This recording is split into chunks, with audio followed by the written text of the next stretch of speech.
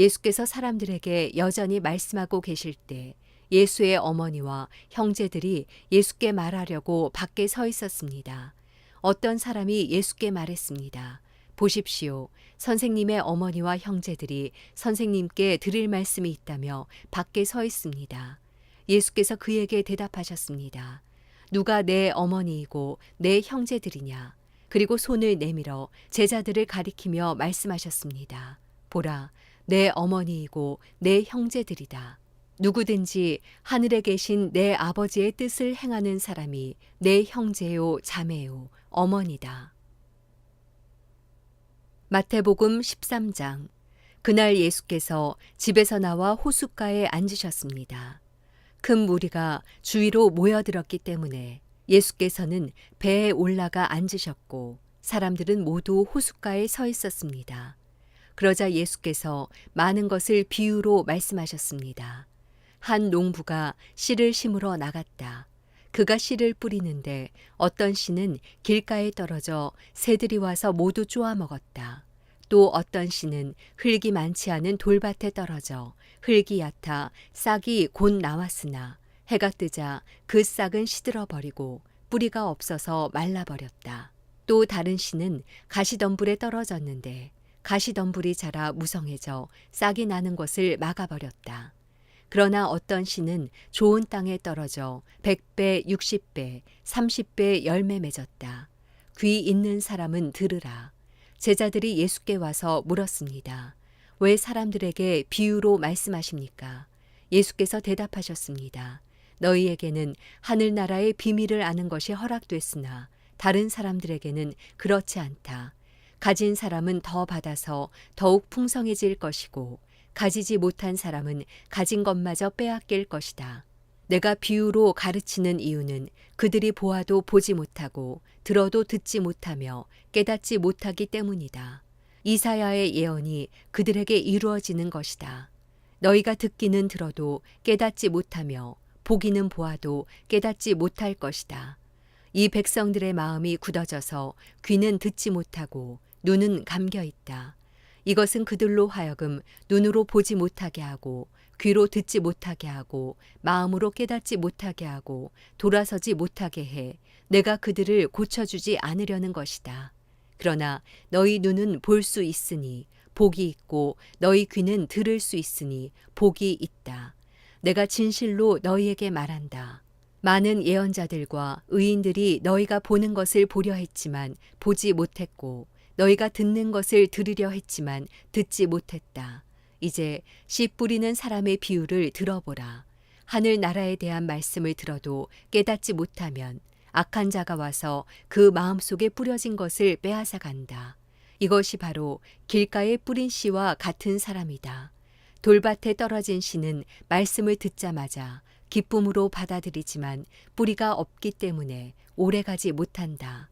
말씀 때문에 고난이나 핍박이 오면 곧 걸려 넘어진다. 또 가시덤불 가운데 떨어진 씨는 말씀은 들었지만 이 세상의 걱정과 돈의 유혹이 말씀을 막아 열매 맺지 못하는 사람이다. 그러나 좋은 땅에 떨어진 씨는 말씀을 듣고 깨닫는 사람이다. 이 사람은 열매를 맺어 100배, 60배, 30배 결실을 낸다. 예수께서는 또 다른 비유를 들어 말씀하셨습니다. 하늘나라는 어떤 사람이 자기 밭에 좋은 씨를 뿌린 것에 비유할 수 있다. 그런데 사람들이 모두 자고 있는 동안 원수가 와서 밀 가운데 가라지를 뿌리고 도망갔다. 밀이 줄기가 나서 열매를 맺을 때에 가라지도 보였다. 종들이 주인에게 와서 말했다. 주인님께서는 밭에 좋은 씨를 뿌리지 않으셨습니까? 그런데 도대체 저 가라지가 어디에서 생겨났습니까? 그러자 주인이 대답했습니다. 원수가 한 짓이다. 종들이 물었습니다. 저희가 가서 가라지를 뽑아 버릴까요? 주인이 대답했습니다. 아니다. 가라지를 뽑다가 밀까지 뽑을 수 있으니 추수할 때까지 둘 다 함께 자라도록 내버려 두어라. 추수 때에 내가 일꾼들에게 먼저 가라지를 모아 단으로 묶어 불태워 버리고 밀은 모아 내 곳간에 거두어 드리라고 하겠다. 예수께서 또 다른 비유를 들어 말씀하셨습니다. 하늘나라는 사람이 자기 밭에 가져다가 심어놓은 겨자씨와 같다. 겨자씨는 모든 씨앗들 가운데 가장 작은 씨앗이지만 자라면 모든 풀보다 더 커져서 나무가 된다. 그래서 공중에 나는 새들이 와서 그 가지에 깃들게 된다. 예수께서 또 다른 비유를 들어 말씀하셨습니다. 하늘나라는 여인이 가져다가 밀가루 3, 4톤에 섞어 온통 부풀게 하는 누룩과 같다. 예수께서는 사람들에게 이 모든 것을 비유로 말씀하셨습니다. 비유가 아니면 아무 말씀도 하지 않으셨습니다. 이는 예언자를 통해 하신 말씀을 이루시려는 것이었습니다. 내가 입을 열어 비유로 말할 것이다. 세상이 창조된 이래로 감추어진 것들을 말할 것이다. 그러고 나서 예수께서는 무리를 떠나 집으로 들어가셨습니다. 제자들이 예수께 와서 말했습니다. 밭에 난 가라지 비유를 설명해 주십시오. 예수께서 대답하셨습니다. 좋은 씨를 뿌린 사람은 인자다. 밭은 세상이고 좋은 씨는 하늘나라의 자녀들을 뜻한다. 가라지는 악한 자의 아들들이고 가라지를 뿌린 원수는 마귀다. 추수 때는 세상의 끝이며 추수하는 일꾼은 천사들이다. 가라지가 뽑혀 불태워지듯이 세상의 끝에도 그렇게 될 것이다. 인자가 자기 천사들을 보내면 천사들은 죄를 짓게 하는 모든 것들과 악을 행하는 모든 사람들을 그 나라에서 가려내 활활 타오르는 불아궁이에 던져 넣을 것이다. 거기서 그들은 슬피 울며 이를 갈 것이다. 그때 의인들은 자기 아버지의 나라에서 해같이 빛날 것이다. 귀 있는 사람은 들으라. 하늘나라는 밭에 숨겨진 보물과 같다. 어떤 사람이 그것을 발견하고는 감추어 두고 기뻐하며 돌아가 모든 재산을 팔아서 그 밭을 산다. 또 하늘나라는 좋은 진주를 찾아다니는 상인과 같다. 그는 값진 진주를 발견하고 돌아가 모든 재산을 팔아서 그것을 산다. 또한 하늘나라는 바다에 던져 온갖 물고기를 잡는 그물과 같다. 그물이 가득 차면 어부들은 그물을 물가로 끌어내고는 앉아서 좋은 고기는 바구니에 담고 나쁜 고기는 버린다. 세상의 끝도 그렇게 될 것이다. 천사들이 와서 의인 중에서 악인을 가려내 활활 타오르는 불아궁이에 던져 넣을 것이다. 거기서 그들은 슬피 울며 이를 갈 것이다. 예수께서 물으셨습니다. 너희가 이 모든 것을 깨달았느냐? 제자들이 예 하고 대답했습니다. 예수께서 그들에게 말씀하셨습니다.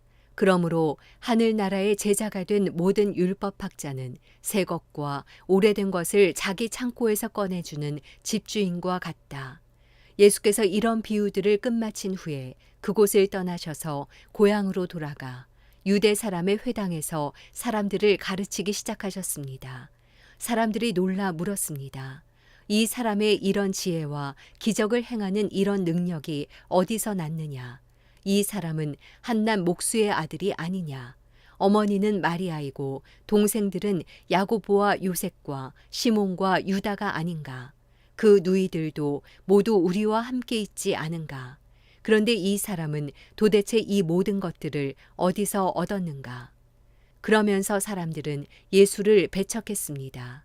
그러나 예수께서 그들에게 말씀하셨습니다. 예언자는 자기 고향과 자기 집에서만은 배척당하는 법이다. 예수께서는 그곳에서 기적을 많이 베풀지 않으셨습니다.